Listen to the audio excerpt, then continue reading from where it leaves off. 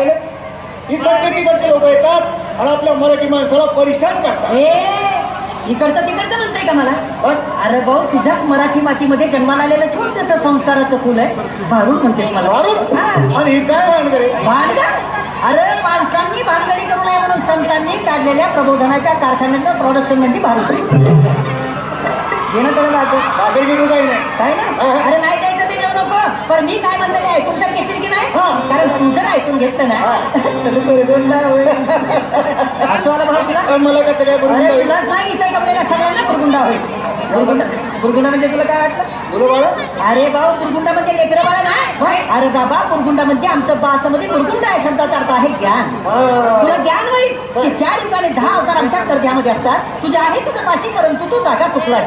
आणि तीच चुकलेली जागा दाखवण्यासाठी संतांनी ग्रंथांचं, भारुडांचं, वाङ्मयांचं निर्मिती केलेलं आहे. भाऊ मला सांग, एखाद्या ग्रंथ तुझं झालं, त्याचा दुसरा आवृत्ती काढतायत, भारूडकार फाटायला लागलं, त्याचं झेरॉक्स करून ठेवतायत. परंतु मला सांग भाऊ, ज्या ग्रंथांचा संस्कार करून देण्यासाठी या नरदेहाची प्राप्ती आम्हाला परमात्माने करून दिली, या नरदेहाचं झेरॉक्स करून झालं का रे भाऊ? काय म्हणून म्हणतोय मी की तू जर माझं ऐकलं ना तर बुरगुंडा होईल.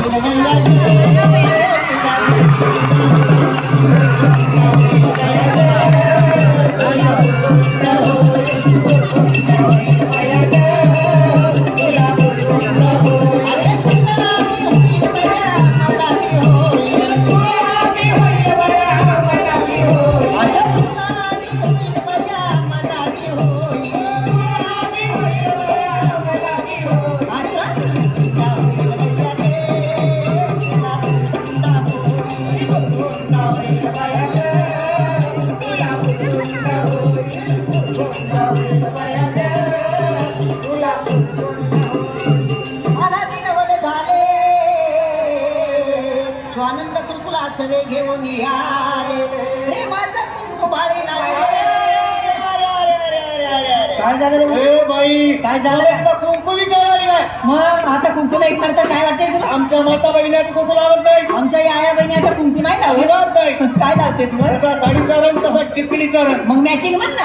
मॅचिंग जसं साडीचं रंग घेतलं तसं टिकलीचं रंग याला मॅचिंग म्हणतात ना बा. पण खरं सांग भाऊ, या वरच्या रंगांचं मॅचिंग तर कधीही करता येईल, परंतु संसारामध्ये खरं आनंद, खरं सुख भोगायचं असेल तर नेचर मॅचिंग असं वाटत नाही वाटत. नेचर मॅचिंग असेल तर या वरच्या रंगांना महत्व आहे. मी म्हणत नाही आई माझं कुंकू लावून तुझं टिकली लावू नको, परंतु टिकलीच्या रूपानं सौभाग्याचं दान किती टिकणे वाटत शिरतांचं माणूस. अरे भाऊ, सकाळी उठलं, बाथरूम मध्ये गेलं, बाथरूमची भिंत सौभाग्यवती भव. बाहेर आलं, आरशा पुढे बसलं, आरसा सौभाग्यवती भव.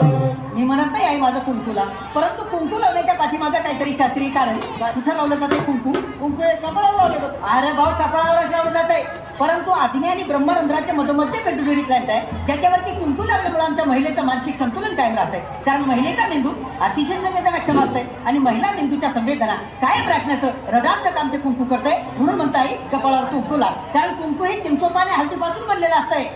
एखाद्या वेळी इंचू चावला ना रे भाऊ तर चिंचोका उगाळून लावून बघ, विंचवाचा धर उतरवण्याची ताकद त्या चिंचोक्यात आहे. मग खरं सांगाय, जर विंचवाचा धर उतरवण्याची ताकद त्या चिंचोक्यात आहे तर त्याच चिंचोक्यापासून तयार झालेलं कुंकू जर तुझ्या कपाळावर लागलं तर तुझ्या डोक्यावरचं टेन्शन नाही का कमी होणार? बघ आई बघ, तुला कुंकू लावायचं सांगितल्याबरोबर पुरुषांनी टाळ्या वाजवायला सुरुवात केलं. पण पूर्वीच्या काळी आमच्या पुरुषांना ती शेंडी होता ना रे भाऊ. आता हाय शेंडी काय सापडत नाही. आता नाही शेंडी. शेंडी म्हणजे काय? शेंडी म्हणजे लांबके. ए भाऊ, शेंडी म्हणजे लांबकेच नाही.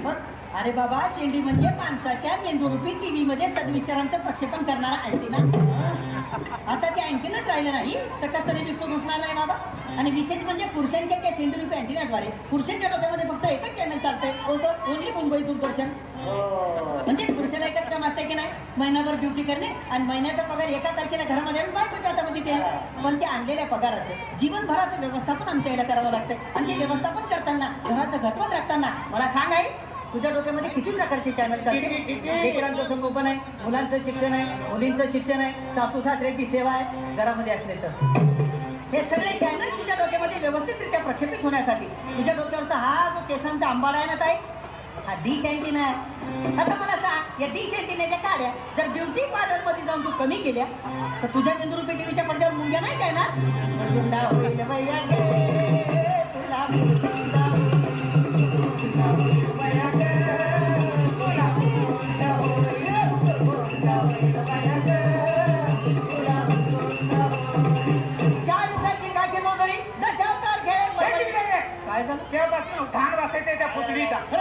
या पोतडीचा वास येतोय हा.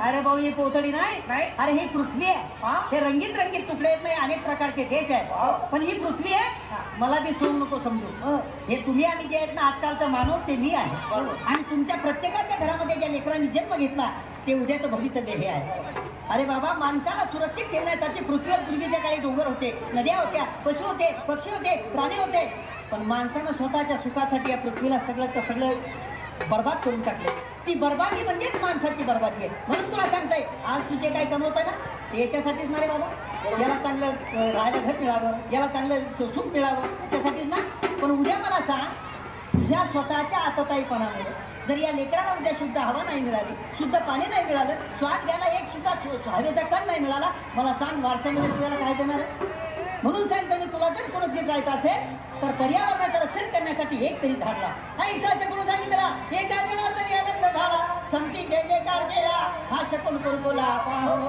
तुला कुरकुला होईल वैयाचे तुला कुरकुला होईल वैयाचे